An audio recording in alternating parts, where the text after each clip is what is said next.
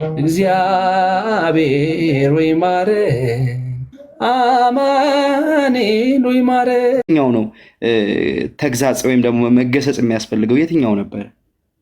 ዋይ 3 ቀን ሙሉ በእኔ ፎቶ በእኔ እንትን። በነገራችን ላይ እዚህ ውስጥ ካላችሁ እሱን እንትን የምትሉ ምናምን ንገሩት። እኔ በእናቴ ነው የመጣብኝ።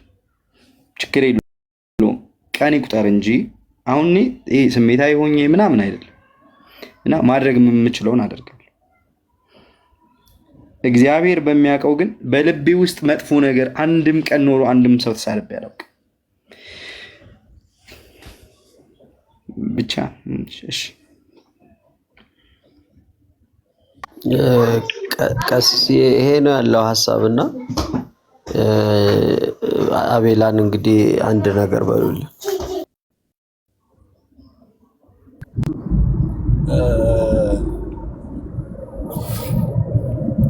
እንግዲህ ምን እንዳገናኛችሁ እውነት ለመናገር ምንም አይነት እንትኑ የለኝም። ለምን ልትገናኙ እንደምትችሉ በተለይ በዚህ በአደባባይ ሊያገናኛችሁ የሚችል ምን ነገር አለ ብዬ እሱን አላውቀውም።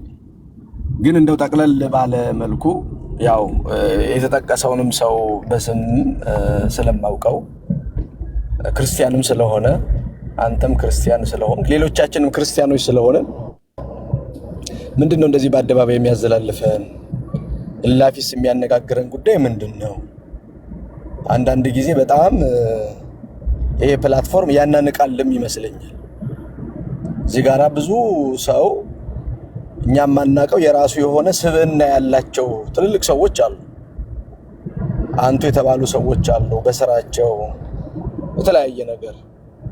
ምናልባት እኛ ከዚህ አብረን ቁጭ ብለን እዚህ ጋር እንትን ስንል ትንሽ የመደፋፈርና መናናቅም ነገር ይመጣል ብዬ አስባለሁኝና አሁን እንደው በሁለታችሁ መካከል ብቻ ሳይሆን እንዳጠቃላይ ምንድነው እንደዚህ አይነት መንፈስ በክርስቲያኖች ዘንድ ምንድነው እንዲህ አይነት መንፈስ ላይቭ እየገቡ ቤት እየከፈቱ መነጋገር፣ መነቋቆር፣ መተቻቸት ከየት የመጣ መንፈስ ነው? በተለይ ደግሞ እንደዚህ ቤተክርስቲያን የሆነ ፈተና በሚበዛባት አንድነታችን በሚያስፈልግበት ሰዓት ላይ እንዲህ አይነት ነገሮች ብዙ ጊዜ ሲከሰቱ ያለው አንዱን ወዳጅ አንዱን ጠላት ለማድረግ የሚደረግባቸው በጣም ትልልቅ ዘመቻዎች አሉ። እርስ በርስ የመነካከስና መበላላት አይነት ነገር ብዙ ጊዜ ይታያልና ምንድነው ከማን የተማርነው? እውነት ክርስቲያንን ብለን ራሳችንን የምንጠራ ከሆነ በአንድ አፋችን ወንጌል እንሰብክበታለን፣ የእግዚአብሔርን ቃል እንናገርበታለን። በዛው አፋችን ደግሞ የሚያሳዝን ነገር እንናገርበታለንና እውነት እስቲ እንደው ራሳችንን እንመልከት። ሁላችንንም በተለይ የሆነን አንድን ጉዳይ ይዘን የአደባባይ ጉዳይ ማድረግ፣ የብዙዎች አጀንዳ ማድረግ ምንድነው? ከዚህ የምናገኘው ቤኔፊት አለ? ከዚህ የሚገኝ ጥቅም አለ? በመሰዳደብ በመተቻቸት በመነጋገር የሚገኝ ነገር አለው? ይሄንን በጣም እያንዳንዳችን ልንጠይቀው በእውነት ያስፈልጋል። ያው አብዛኞቻችን በእርግጥ አሁን ይሄ ጉዳይ እንኳን ባይነሳ 200 ምናምን ሰው አይገባም። በነገራችን ላይ እንዲህ ወሬም ስድብም ጥልም ፈላጊዎች ደግሞ አለ። ፕላትፎርሙ ራሱ የነዚህን ማህበር ይፈልጋል። በቃና እውነት ለመናገር የተነጋገራችሁበትን ጉዳይ እናንተ ናችሁ የምታውቁት። መነሻ ይኖራችኋል። መቼስ ሰው ዝም ብሎ ያለ መነሻ ከመሬት ተነስቶ ይነጋገራል ብዬ አላስብም። ወንድም ሰሙ ምናልባት ከታች ሆነ ይሄን መልእክት የምትሰማ የሚደርስ ከሆነ እሱንም የምታውቁ ወንድሞች እዚህ ካላችሁ እህቶች ካላችሁ ችግራችሁን ብትፈቱ መልካም ነው። በስሜት ተነጋግራችሁ ከሆነ ትርፍ ቃል አውጥታችሁ ከሆነ ተገቢ አይደለም። ስማችንም ሁሉ ጊዜ በእንደዚህ አይነት ነገር መነሳትም የለበትም። እገሌ ተናጋሪ ነው መባልም ጥሩ አይደለም። አንዳንድ ጊዜ እገሌ እኮ ማንንም አይሰማም ይናገራል ለመባል መናገርም ጥሩ አይደለም። አንድ ቀን ውርደት ያከናንባል። ምላስ በራስ ላይ ኋላ ችግር ታመጣለችና ስለዚህ እንደ ወንድም እንደው በዚህም ደረጃ ባይሆን ምናልባት የተዘላለፋችሁት አደባባይ ላይ ከሆነ ይቅር ለእግዚአብሔር ተባባሉ። በቁጣችሁ መሃል ፀሐይ አይግባ ነው። የጾም ወቅት ነው። ደግሞ እኩለ ጾም ላይ ነው ያለ ነው። ደግሞ ደብረ ዘይት ነው። ክርስቶስ ይመጣል እየተባለ እኛ እንሰዳደባለን እንዴ? ይሄ ከባድ እኮ ነው። ስለዚህ ምንድነው ያሰናከለልን ሰይጣን? በቁጣችሁ መሃል ፀሐይ አይግባ ማለት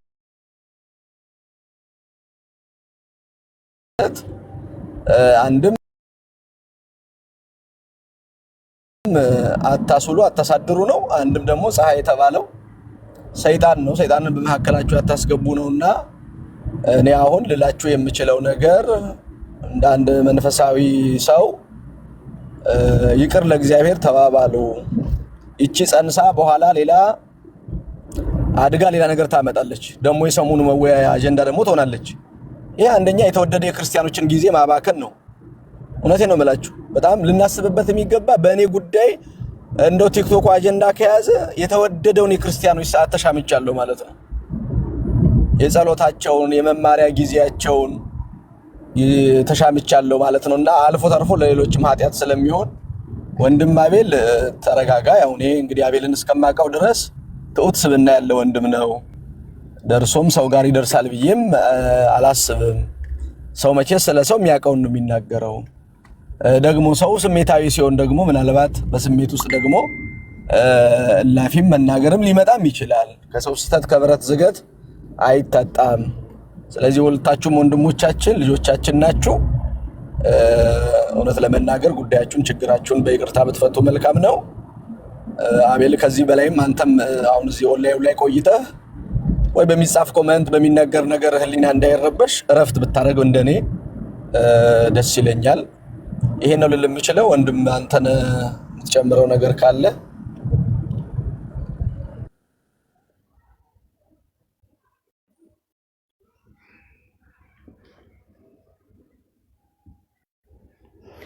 እኔ መምህር እኔ እርስዎን ሳቆት ብዙ አመታትን ነው በብዙ በህይወቴ ውስጥ ብዙ ነገር ውስጥ ገብተው ብዙ ነገር ያውቃሉና እኔ በህይወቴ ሰውን ተሳድቤ አላቅም ብል ይቀለኛል። እንኳን አሁን ወደ ቤተክርስቲያን ተጠግቼ አይደለም በፊት በነበርኩበት ማንነቴ እንኳን ሰውን የመሳደብ አይምሮ በጣም እንትን ያለ ነው፣ ዝቅ ያለ ነው። እኔ አልሳደብ። ዛሬ ገና ዛሬ ሰውን ሰደብኩኝ። ይሁን እሱም እግዚአብሔር የሰጠን ንስሐ አለ፣ ችግር የለም። እኔ ለጥፋቴ እቀጣበታለሁ። ግን አንድ በጣም መናገር የምፈልገው ማለት እርስዎ ገብተው ይሄን ያህል ማውራት እንትን ካሉ እኔ የምናገረው ነገር ምንድነው? ካፌ ክፉ ቃል አልወጣም። ያ ስድብ ሲመጣብኝ ካፌ ክፉ ቃል አልወጣም። ኢቭን ከመምጣቱ በፊትም የተናገርኩትም ምንም ያልኩትም ጉዳይ የለም። በቃ በህይወቴ እኔ ሰው እንደዚህ ጭራሽ ደግሞ ይሄንን የሚያሰድብ አይነት ስድብ የሚያመጣ ንግግር እኔ ካይምሮ ጭራሽ በጭራሽ በጣም ነው የደነገጥኩት ሳየው ሜንሽን አድርጎ እንደዛ እንትን ሲል ልጁ እና እንደው እንደ ሃይማኖተኛ ወንጌልን ይዞ እንደሚሰብክ ሰው ማድረግ የነበረበት ያን ነገር አስተባብሎ አቤል አጥፋው፣ ይሄ ከኛ ጋር አይሄድም ቢል በቂ ነበር። እኔ አጠፋዋለሁ። እንኳን እሱን ወንጌልን የሚሰው አይደለም እኔ እንዴት ብዬ ምንም ተራ የሆነ ሰው በእድሜ ከኔ በታች የሆነውን ሰው እንኳን የምታዘዝ ሰው ነኝ። ወላዲት አምላክ ታውቃለች። ምክንያቱም የመጣሁበት ከትዕቢት ይሄ ከግብዝነት ምናምን ከዛ ውስጥ ስለሆነ ራሴን የምቀጣው በዚህ ነው ብዬ ስለማስብ እና አንዳንድ ጊዜ እኔ ኢቨን ፖስት አሳደርገው በትዕቢት አልተናገርኩም። መምህር ያዩታል ገብተው አለ እንዴት እንደዚህ ይሆናል ብዬ ነው እንትን ያደረኩት። እናንተ ያላችሁ ስላልኩት ነው ይሄን ያህል እንትን ያለው። አላውቅም ምን አይነት ሰይጣን አሳስቶት በእኔ ላይ እንደዚህ አይነት ነገር እንዳመጣም አላውቅም። ግን እኔ ችግር የለም እኔ አሁንም ቢሆን እወጣለሁኝ ከላይቭ። ግን ያው ልጁ ግን እንትን አይደለም፣ በቃ ትክክል አይደለም። እኔ እንጃ እኔ ይቅርታም እንዲጠይቀኝ አይደለም። እኔ በእኔ በኩል መልአኩ አለ፣ ቅዱስ ገብርኤል አለ፣ ችግር የለውም። እኔ እንጃ ለተሳደብኳቸው አሁን ለተሳደብኳቸው ለእያንዳንዱ ነገሮች እኔ ይቅርታ ጠይቃለሁ ማለት እናንተን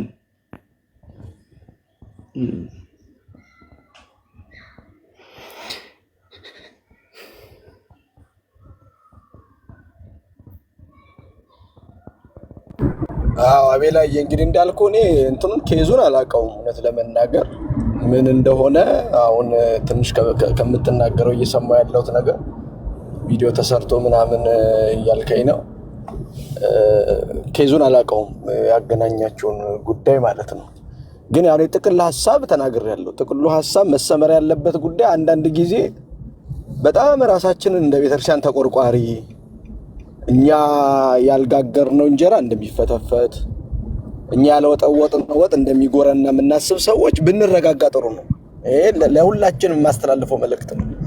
ይሄን ፕላትፎርም ተጠቅማችሁ በተለይ ደግሞ በመንፈሳዊው ዓለም መልእክት አስተላልፋለሁ የምንል ሰዎች የምናደርጋቸውን ነገር በጥንቃቄ ነው ማድረግ። ወንጌል በነገራችን ላይ ጠላትን ከመውደድ ነው የሚጀምረው። ባልንጀራን አይደለም፣ ዘመድን አይደለም፣ የራስን ሰው አይደለም፣ ጠላትን ከመውደድ የምትጀምር ናት ወንጌል። የሆነ ትንሽ ነገር አገኘን ብለን ይሄ ፎቶ መዘቅዘቅ፣ ቪዲዮ መስራት፣ እንዲህ አይነት አባዜ የተጸናወተን አንድ አይደለንም፣ ሁለት አይደለንም፣ በጣም በርካታ ሰዎች አሉ። በጣም ብዙ ሰዎች ማለት ነው። ይሄ ለቤተክርስቲያን ምንም አይጠቅማትም። ወንድምን ማንቋሸሽ ምን ማድረግ ምንም አይጠቅምም። ለቤተክርስቲያን መቆርቆርም አይደለም ይሄ። እኛ በጣም ትንሽ ትዕቢታችን እኮ ከባድ ናት እውነት ለመናገር።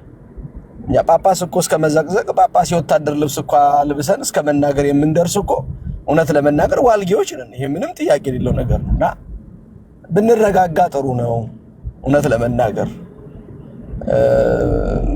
ማለት። በዚህ አበጃቸው የሚለን ምናልባት ትንሽ እኛን የሚመስሉ ቢጤዎቻችን ሊኖሩ ይችላሉ። ግን እንደ በእግዚአብሔር አይን ካየነው ይሄ ተገቢ አይደለም፣ በጭራሽ ተገቢ አይደለምና ሰውንም ወደ እብሪት፣ ወደ ስሜታዊነት፣ ወደ ሌላ ነገር የሚከተው እኛው ምን ተነኩሰው ነገር ስለሆነ እባካችሁ በእንደዚህ አይነት ግብር ያለን ወንድሞች እህቶች እንደው ስለ እግዚአብሔር ስለ ኦርቶዶክሳዊት ሃይማኖት ስንል እንደው ጥንቃቄ ብናደርግ መልካም ነው ላለው። እንግዲህ ምናልባት ዲቴል የሆነውን ነገር ደግሞ ካንተ ጋራ በውስጥ የምናወራው ይሆናል። እንዳጠቃላይ ግን አይ ችግር የለውም፣ በኋላ ይሰድቦታል፣ እሱ ችግር የለውም። እኔ አሁን እንትን እያልኩ አይደለም እገሌ ጻድቅ ነው እገሌ ኃጥእ ነው እያልኩ ሳይሆን አጠቃላይ በፕላትፎርሙ ላይ ያለውን የተሳሳተ የመንፈስ አካሄድ ነው እየተናገርኩ ያለሁት። ምርቃትም ይምጣ ስድብ ይምጣ እሱ ችግር የለውም። ስለዚህ ሁላችንም እንድንጠነቀቅ የሚል መልእክት አዘል ነገር ነው የምናገረው። እግዚአብሔር ከሁላችን ጋራ ይሁን። አቤልም እንግዲህ ተረጋጋ። የመረጋጋቱን መንፈስ እግዚአብሔር መንፈስ ቅዱስ ካንተ ጋራ ይሁን። አሜን አሜን። አንተ ያለ አለ አቤላዬ፣ በቃ ወንድሜ ነገሮችን እርሳቸው እንዳልተፈጠሩ አድርገህ ቁጠራቸው። ችግር የለውም።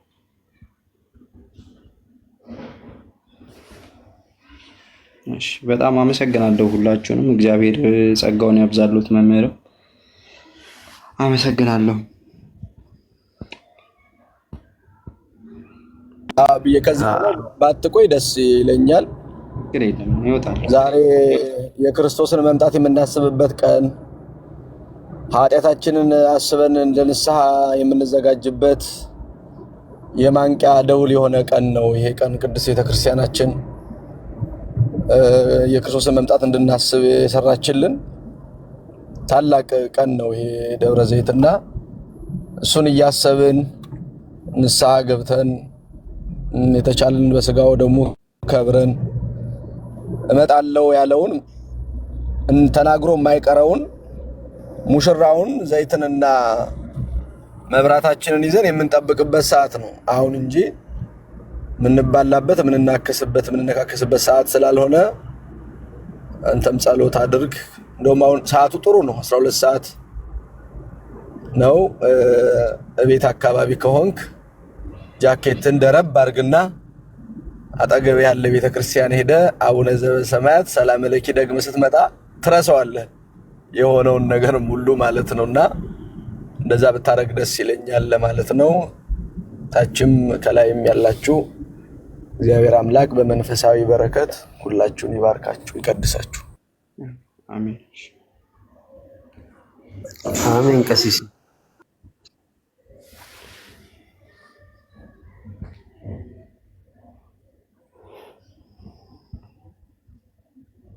እና ቤላ ስማ ፀጉር ካስተከልክ በኋላ ምናምን መናደድ ጀምራል አሉ። ምን ሽን ባቆረዲ በቃ ተተከ እንትን ተነቃቀለ እኮ አሁን ልታስቀኝ ምን ቀረ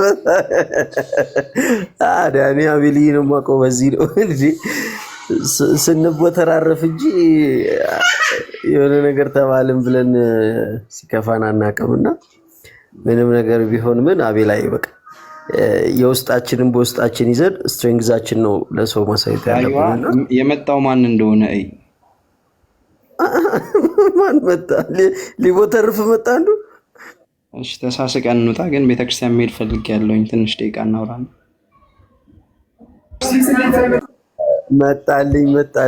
መጣልኝ የልቤ እንትን የሚባለው ኢዮባር ታዲያ ይኸውልኝ መጣ።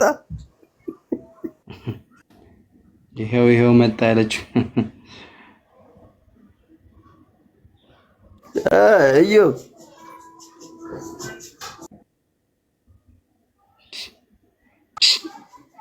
እንደ መራጣው ገርማለህ።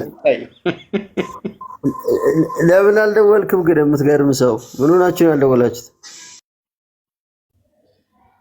በኢየሱስ የዚህ ግንባር ስፋት ደግሞ ይለያል። የውጭ ዜጋ ወፍሮ መጣ። አይ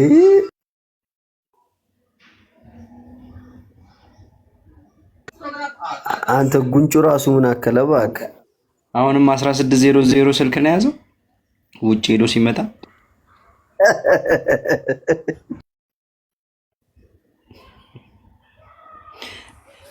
ሚውት እያደረገ ነው። ይኸው ሄድ ራስታ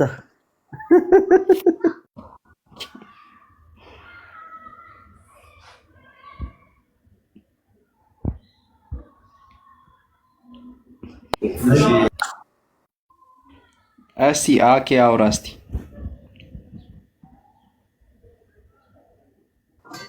ይኸው መጣ የልቤ ምን ነበር እጅ አለ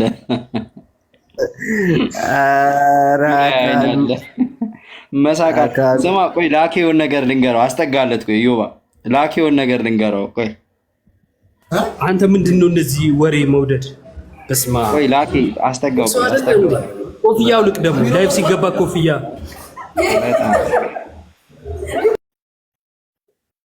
ማን ነው የሚስቀው?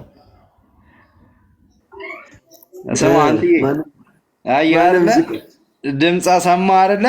ከውጪ ሲመጡ እኮ እንደዚህ ነው። ዲያስፖራዎች ሲመጡ ድምጻቸው ይቀየራል ሲስቁ።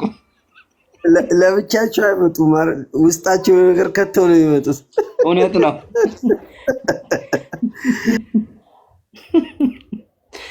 ይሁን እስቲ ይሁን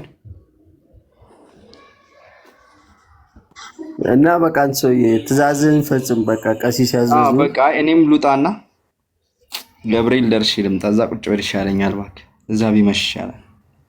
መልካም በቃ እንዳልኩ እሺ። አቤላይ ኧረ ችግር የለም በቃ